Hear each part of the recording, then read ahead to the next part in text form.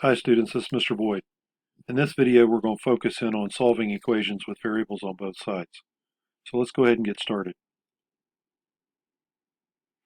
To solve a multi-step equation with variables on both sides, first you want to simplify both sides of the equation using the distributive property or combining any like terms.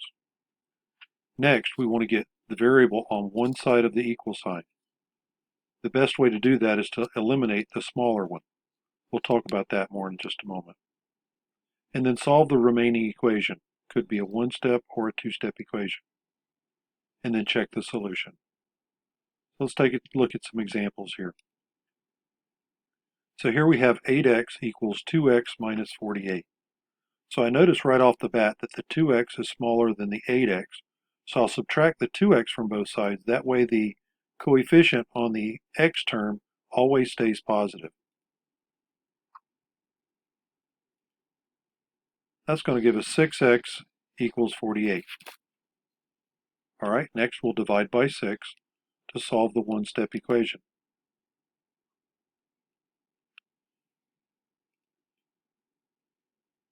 And we see our solution is negative 8. All right, let's look at a little more challenging example. So here we have 10x minus 3 equals 6x plus 9. Now here again I notice that the 6 is smaller than the 10, so I'm going to subtract 6x from both sides.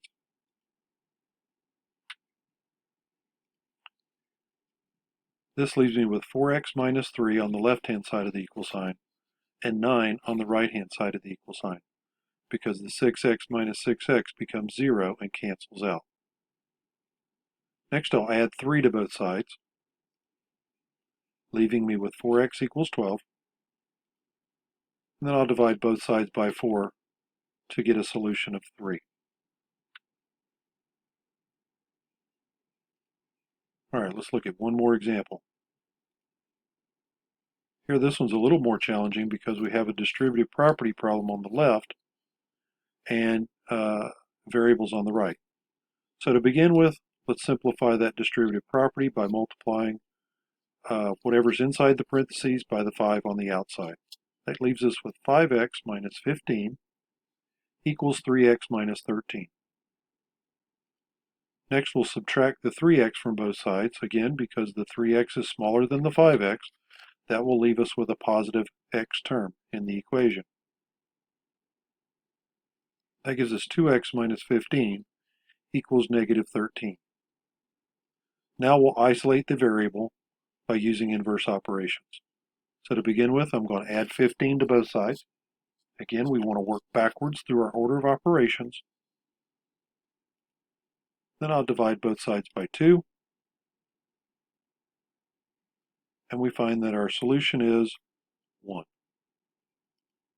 Guys, thanks for participating in today's video. Please click the subscribe button